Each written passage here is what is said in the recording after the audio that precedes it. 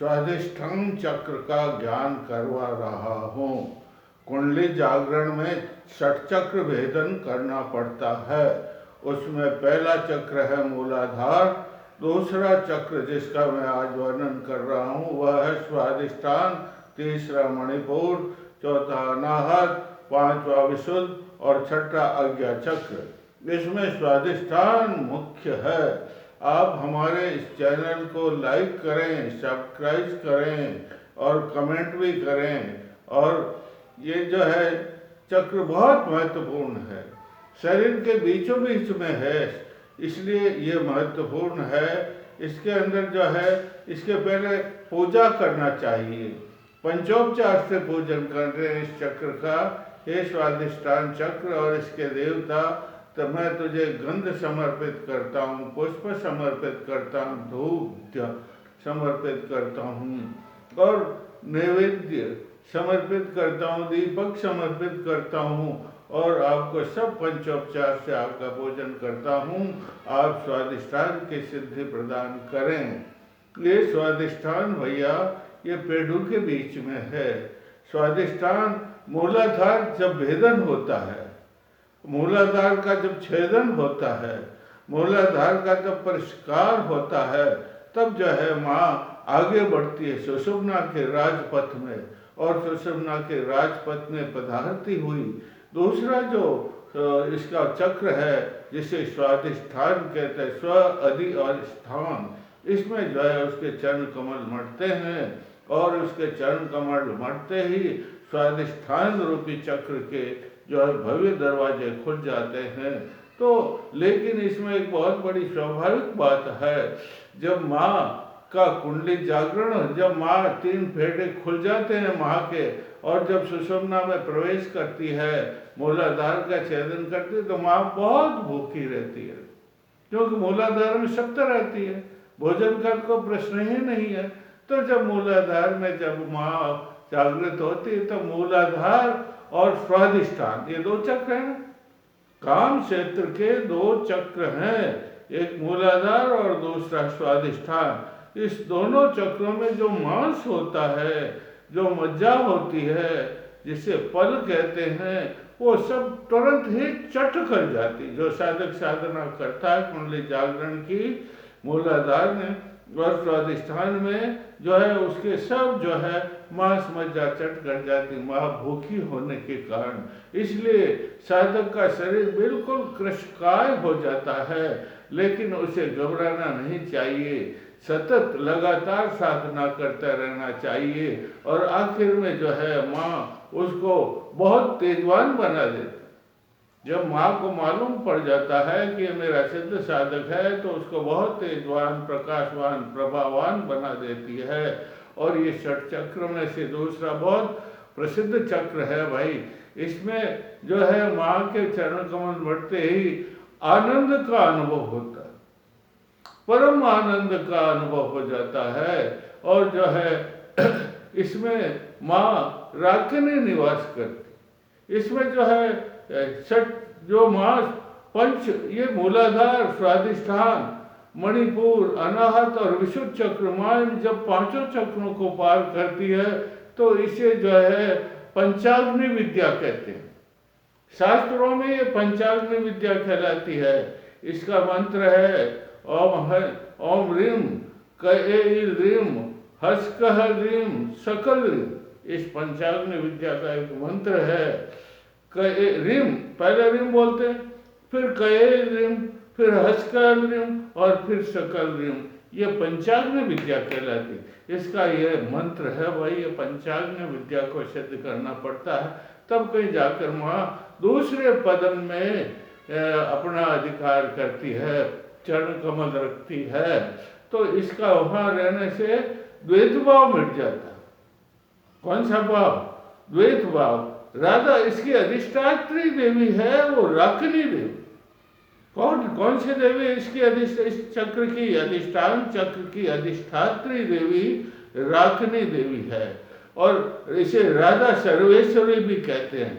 इसकी साधना करने से द्वैत भाव मिट जाता है, सुख और दुख मिट जाता है और इसका आत्मा और परमात्मा का भेद होता है वह भी मिट जाता है।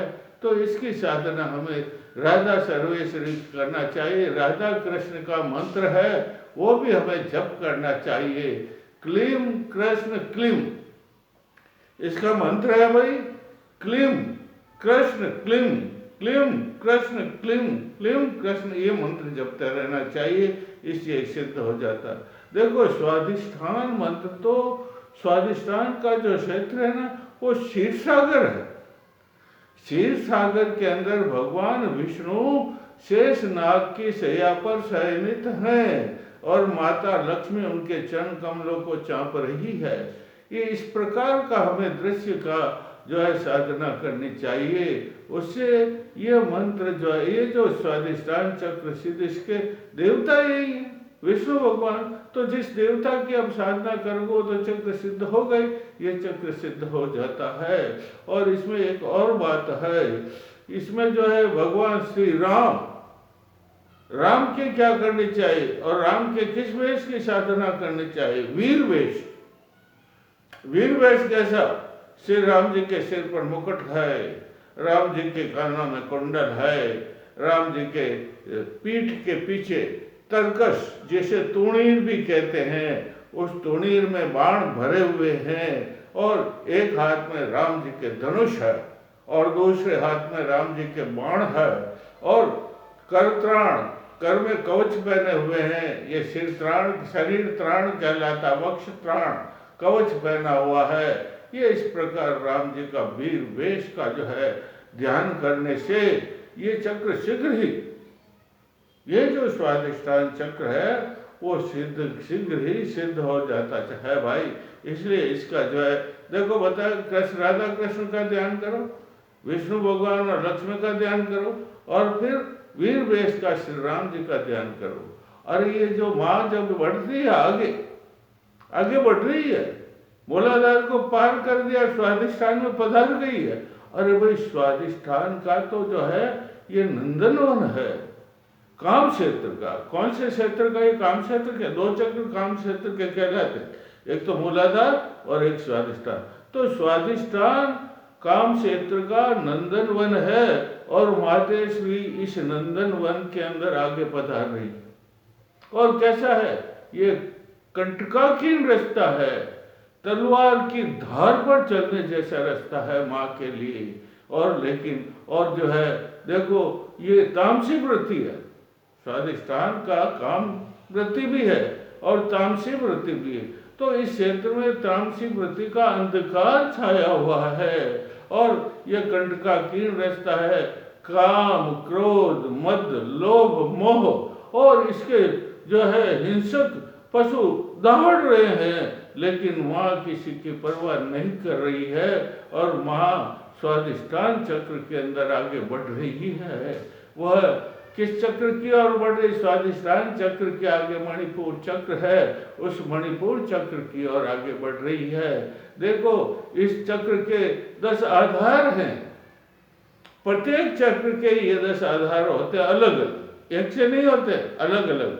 जैसे स्थान, जैसे स्थिति, ये कहाँ पर है? स्वाधिष्ठान चक्र। ये स्वाधिष्ठान चक्र जो हमारी नाभि है, नाभि के पीछे नीचे पेड़ू है, उस पेड़ू के सईद में जो है वो स्वाधिष्ठान चक्र होता है भाई। इसकी जो सिंदूर रंग, इसका रंग कैसा है? इसका सिंदूरी रंग है भाई। और इसके अंदर 4 दल होते हैं, 6 दल होते हैं इसमें। एक दल वम, मम, मम, यम, रम, लम, ये 6 पंखुड़ी होती है इस कमल की। 6 प्रत्येक पंखुड़ी पर ये दल होते हैं, ये अक्षर लिखे हुए होते हैं। ये अक्षर नहीं, ये मंत्र है, वम, बम, भम, मम, यम, रम, लम। ये और लेकिन कर्णिका के अंदर जो तत्व बीज जिसे कहते हैं, वो तत्व बीज इसका है वम। कौन सा तत्व बीज है? इसका सिद्धि करने के लिए, इसको सिद्ध करने के लिए वम वम वम वम वम मंत्र का जाप करना पड़ता है। ये हमें करना ही पड़ेगा। इसका रस गुण है, रस। कौन सा? इसका वाहन है मकर। मकर गति है इसकी, मकर चलता है मगरमच्छियों धीरे, ऐसे इसकी गति है। मकर इसका वार, और इसके ऊपर, मकर के ऊपर वरुण देवता, ये जल है ना, जल के तो देवता वरुण है ना, वरुण विराजित है। ये इसका है। इसकी कर्मेंद्रियां है भाई जनन प्रजनन स्थान। कौन सा स्थान? प्रजनन स्थान। इसकी कर्मेंद्रियां है, इसकी ज्ञानेन्द्रियां रस, दूसरा गण रस था, पहले बताया मैंने, गंध मूलाधार का, और इसका है रस। इसका कौन सा है? रस गुण है। रसना इसकी, ये रसना जिब्बा, जिसका इसकी ज्ञानेन्द्रियां, इसकी ज्ञानेन्द्रिय कौन है? रसना। और इसका जो है वायु है व्यान वायु। कौन सा? व्यान वायु इसका जो है वो है। और इसकी देवी अधिष्ठात्री देवी राखनी है। हमें इसमें विष्णु भगवान की पूजा करनी चाहिए। विष्णु भगवान का मंत्र है हम विष्णुवे नमः। देखो ऐसा ध्यान करना चाहिए। भगवान के पीताम्बर पहना हुआ है, पीले वस्त्र है, मुकुट है, कुंडल है, हार है, या गर्दनी है, ये है, चरण कमल तक उनकी पूजा करते रहना चाहिए, जिससे जो है स्वादिष्टान चक्र सिद्ध हो जाता है। और राखनी देवी, इसके दो मुख है, हाथों में अनेक प्रकार के आयुध है, और इसका भी ध्यान करना चाहिए, जिससे सिद्ध हो जाता है। कुरकुर स्वा एक मंत्र है, स्वादिष्टान चक्र कुरकुर स्वाहा, स्वादिष्टान चक्र कुरकुर स्वाहा, ये भी इसका मंत्र है। और इस प्रकार ये मैंने इसके 12 आधार बताए हैं, जो प्रत्येक चक्र के आधार होते हैं। प्रत्येक चक्र के आधारों का जब तक हम ज्ञान नहीं करेंगे, तब तक उस चक्र की सिद्धि नहीं होगी।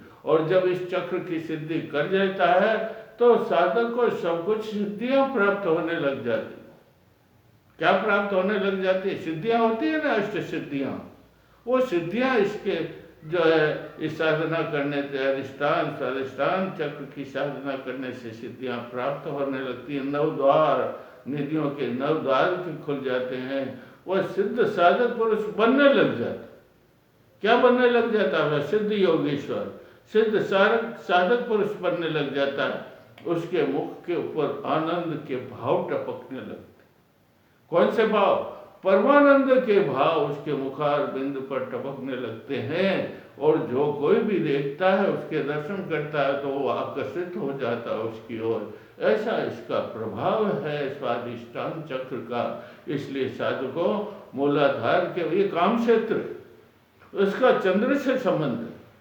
काम क्षेत्र है ना, 2 चक्र काम क्षेत्र के ऊपर ये सूर्य, ये मणिपुर और अनाहत, ये सूर्य क्षेत्र कहलाता है। ये काम क्षेत्र है ना, तो इसका चंद्र से, किसके? चंद्र से संबंध है। और चंद्र का भाव काम भाव होता, भावना होती, भाव शुद्ध होते हैं, भाव परिशुद्ध हो जाते हैं। और जिसके भाव परिशुद्ध होते हैं, वो तो अपने जीवन के अंदर बड़ा आनंदमय जीवन व्यतीत करता है। बोलिए स्वाधिष्ठान ग्रंथ की जय।